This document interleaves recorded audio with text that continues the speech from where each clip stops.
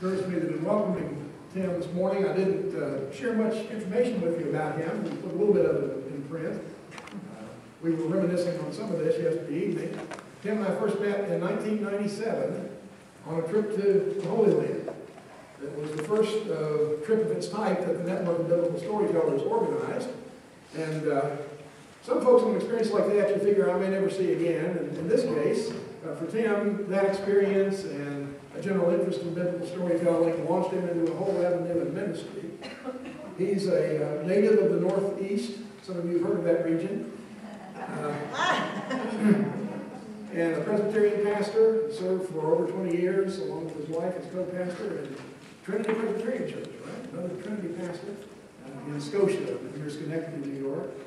We've served together for a couple of long cycles on the board of the Network of Biblical Storytellers. And one of those experiences I'm remembering rather vividly was when a group of us, part of the Scholar Seminar for that group, said enough of us had learned and performed the Gospel of Mark over the years that we could come together for an evening and serve as a collective community tell the Gospel, which we did. So as we were looking to today's experience and said, Tim's going to be here, we have a Sunday morning worship opportunity, what do we do? Well, I'm happy to say I didn't write a sermon this week. I love to write a sermon most every week, but today gives us a special opportunity to draw on that community experience with biblical story, and for Tim, an opportunity for you to get some sense of how what he's doing with telling Charles Dickens' Christmas Carol in its context, and the links that it has to the biblical context. So for a while this morning, we have an opportunity to experience a bit of all of that.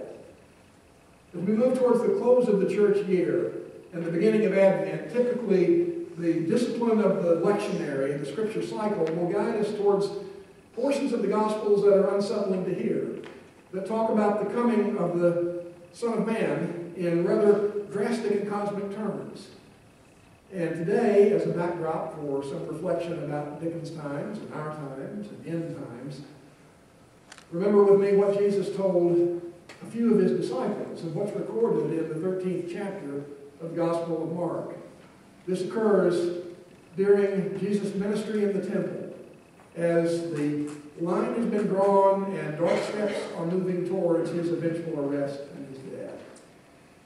As he was coming out of the temple, one of his disciples said to him, "Look, teacher, what large stones and what large buildings!" And Jesus answered him, "You see these great buildings? I tell you, the day is coming when not one stone here will be left standing on the other. All will be torn down." Now, when he was sitting on the Mount of Olives, opposite the temple, Peter, James, John, and Andrew came to him privately and asked, "When will this be? And what will be the signs that these things are about to take place?" Jesus said to them, "Beware that no one leads you astray, and says to you, saying, 'I am he,' for many will come to lead others astray.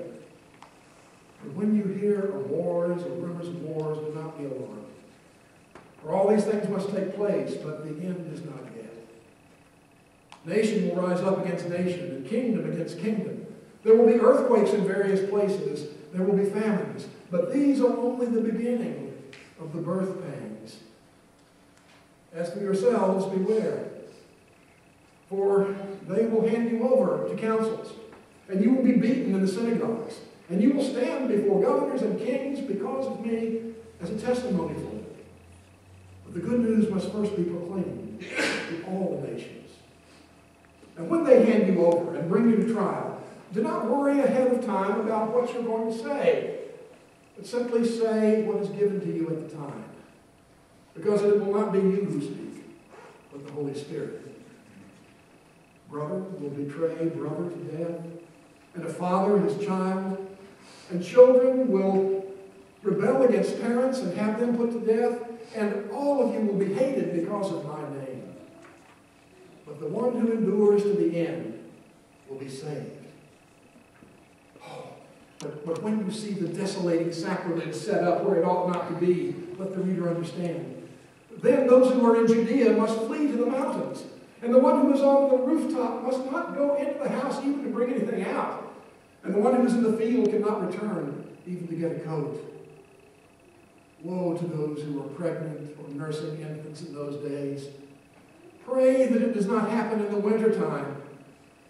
For in those days there will come such great suffering as the world has not seen since the moment of God's creation until now. No, it never will be again. And if the Lord had not cut short the days, then none could be saved. But because of his mercy on his elect, his chosen ones, he has cut short those days. And in those days, if you hear people saying, "Look, here is the Messiah," or "There he is," do not believe them. For false messiahs and false prophets will appear and will perform signs and omens in an effort to lead astray, if possible, the elect. But be alert, for I've already told you everything. But in those days and after that suffering, the sun will be darkened, and the moon will lose its light, and the stars will be fallen from heaven, and the very powers of the heavens will be shaken. And you will see the Son of Man coming in the clouds in power and great glory. And he will send out his angels for the four winds to gather in his elect, from the ends of the earth to the ends of heaven. Now from the fig tree, learn its lesson. When you see its branches beginning to become tender and put forth leaves, you know that the summer is near. Just so, when you see these things taking place, you'll know that he is near, at the very gates. Truly, I tell you, this generation will not pass away until all these things have come to pass. Heaven and earth may pass away, but my word will not pass away. But of that day and that hour, no one knows. Neither the angels of heaven nor the Son, but only the Father. Be alert then, for you do not know when the time will come. It will be like a man going on a journey, who leaves his home and puts the slaves in charge, each with his work, and commands the doorkeeper to be on the watch. Keep awake then, for you do not know at what hour the master of the house will return. In the evening, or at midnight, or at cockscrow, or at dawn, or else he may find you sleeping when he comes suddenly. Therefore, what I say to you, I say to everyone, keep awake.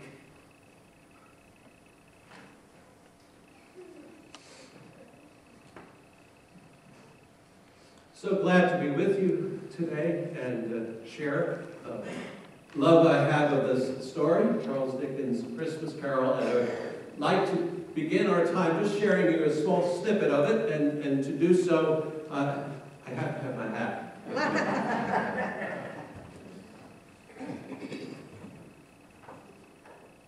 Once upon a time, of all the blessed days of the year, Scrooge sat busy in his counting house. Oh, it was cold and bleak and foggy weather. And though the city clocks had just gone 3 o'clock, it was dark already. Scrooge kept the door of this counting house open so that he could keep an eye on his clerk, who in a dismal little cell, a sort of tank, sat copying letters. Scrooge's fire was very small, but his clock's even smaller, and looked to be but a single cone. But he couldn't replenish it because Scrooge kept the coal box in his own office. And it was so cold. Once the clerk went in with a shovel, that the master proclaimed that it may be time for them to be parted. So the clerk tried to warm himself by his candle, in which effort, not being a man of great imagination, he failed. Good evening, Uncle. Merry Christmas to you. God bless you. This was the voice of Scrooge's nephew, who had just come in through the door. Scrooge replied, "Ah." And since he didn't know what else to say, he followed it up with a humbug. "Christmas a humbug, Uncle? You don't mean that." "I do. Merry Christmas. What's there to be merry about? You're poor enough. What's there to be so dismal? You're rich enough." "Ah." "Oh, don't be cross, Uncle," said the nephew.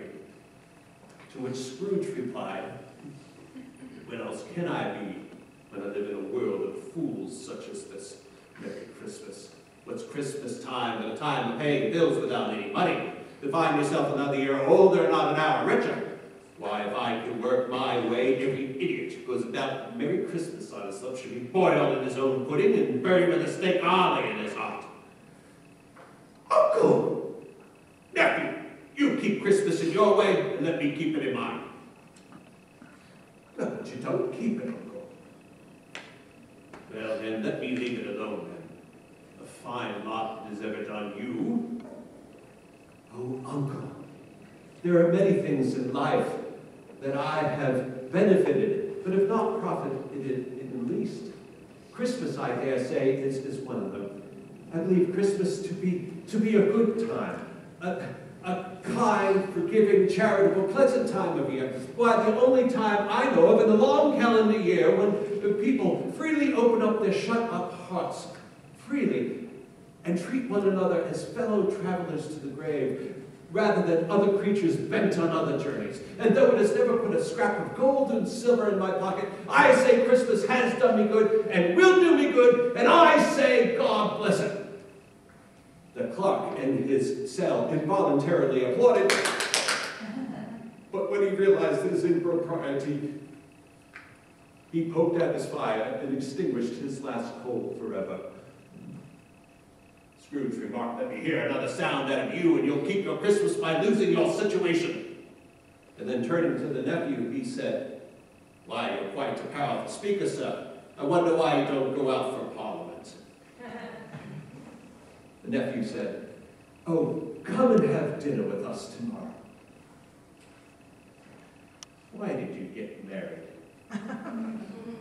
"Because I fell in love." "You fell in love? Young thing dumber than a Merry Christmas. Good afternoon." "Oh, Uncle, I want nothing from you. I ask nothing from you." "Good afternoon." "Well, I made my homage to Christmas, and I will keep my Christmas humor to the very last. So a Merry Christmas, Uncle." "Good afternoon." "And a Happy New Year." "Good afternoon." Such is a little snippet of A Christmas Carol. Now, as you can imagine, having taken the time to memorize and learn by heart the better portion of A Christmas Carol, I'm a person who likes this time of year, though I recognize not everybody does. I cherished it as a child, partially because Christmas for me wasn't just a day, it was a few days, because my birthday is the day after Christmas, so I never got this Christmas blues kind of thing. And, I really get into the story, and such so that Lynn will tell you I'm usually a bearded individual, but I sport these mutton chops for the show. My wife doesn't like this. She does not allow me to wear a baseball cap during this time of year because she says it makes me look like a truck driver. Not that there's anything wrong with that. But I don't so much like Christmas Day so much anymore as the season of Advent. To me, I just adore the preparations. I like buying gifts for people. I like decorating the house. I love the music. And to borrow a word from Scrooge, if I could work my way, Advent would be 6 weeks and Lent only 4, just simply because the music is better. But when we come to this lectionary, which often begins with a passage like we have today, I think the lectionary people are a bunch of Scrooges. When you think about it, to begin, this is called Mark's Little Apocalypse. It's long enough for me, I'll tell you that. Now, apocalypse, as you may know, is a term that's being sort of co-opted by popular culture. It had been, nuclear war, but now that that's sort of faded, we had to find a new apocalypse, so these days it's the zombie apocalypse, and there's movies coming out and all that sort of stuff. But in biblical parlance, apocalypse doesn't mean so much a catastrophic event as it is a revelation to us.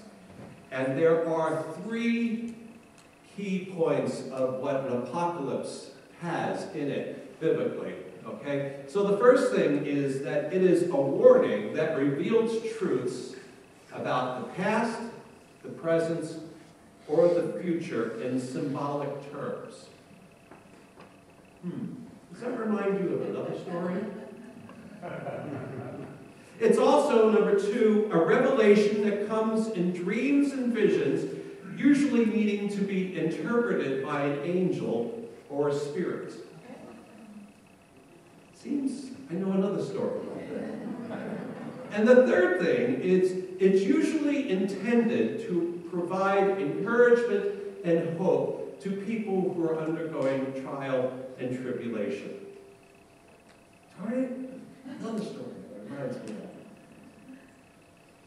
Actually, I think Charles Dickens probably could have told his story of a Christmas apocalypse. When you really look at what that story is and what a biblical apocalypse is really intended to be.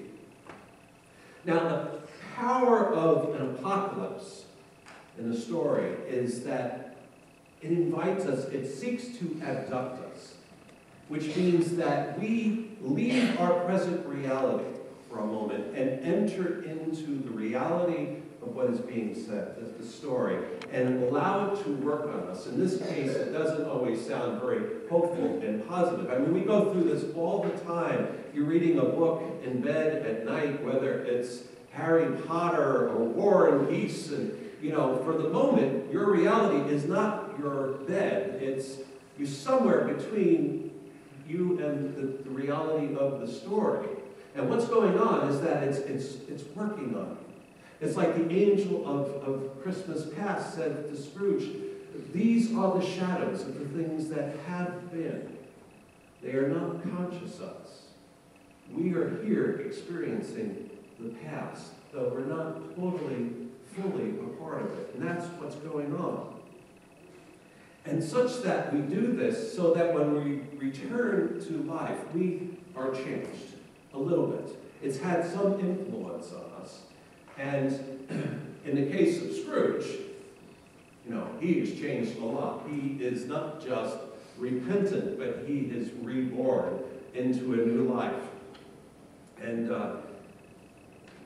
that's a tremendous gift when you think about it. To go back and to see the mistakes you have made and to give him a chance to correct them as you move into the future. So this is my hope, and as I tell this story, that we would enter it, and even though we're hearing Scrooge's reality about past, present, and future, that we would reflect on our own.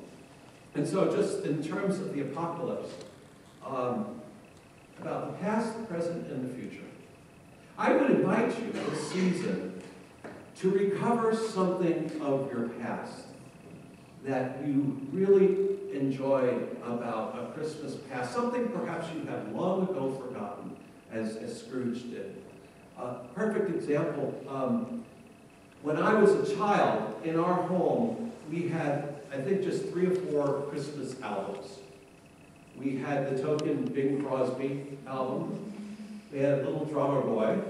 Somewhere when I was a child, someone gave me the Chipmunks Christmas, which my mother hid. But the family favorite, I don't know if some of you knew this came out the year I was born, Carl Dunstetter's The Bells of Christmas, which you don't hear it anymore on radio, these old Christmas music stations. They're not likely to play this. But basically, it's just organ and tubular bells playing carols and things. And it, you know, that music got into my bones. And when my parents moved from New York to Florida, it got lost. And I've been in a search for it. And just last year, it appeared on iTunes and other places. And I downloaded it just a couple of weeks ago, and I played it. And I had a physical reaction listening to that music again. It just revived that feeling of what it was like to be, in my parents' home and the Christmas tree and all that. It was such a feeling of peace. So I pray that you would find something like that to recover, whether it's music or a little tradition or cookie or whatever it is. Now, in the present reality, I would invite you to do something irrational. Just to do something wild, like Scrooge did. To just be a little extravagant for someone who is totally unexpecting it. It doesn't have to be a great act, but to do it in such a way that the person cannot repay you, and they may not even know that it was you who did it. And that's in keeping with Jesus saying, don't give to those who can repay you, but give to those who can't. To embrace that sort of Christ-like giving. In terms of the future, this was the wonder of Christmas in Dickens' time. It was that one time of year, in the words of Scrooge's nephew, when people actually did treat one another as fellow travelers to the grave. It was a time of tremendous poverty, and that's what Dickens wrote about. But on Christmas Day, it was a time when everybody, and this was the primary portion of celebrating Christmas in his day, it was a chance to allow yourself to think that the world could be something else than what it was. And people lived into that reality on that day, and frankly, that day alone. This is why it was so cherished by Dickens, who grew up in poverty himself. That even in poverty, the day of Christmas wasn't about giving and receiving gifts. It was about thinking that the world could be something other than what it was. And at least on that day, people lived into hope and thought, what if? And so that could be our Christmas apocalypse. To think, what if? To at least spend one day living that way. And just, as Scrooge said, I'll try to keep Christmas in my heart the whole year long. And that's what it's about. It's not about giving and receiving and decorations, even the music. It's about embracing the hope of Jesus Christ, now and always. Amen. My hymn is... whatever. Go ahead and sing it.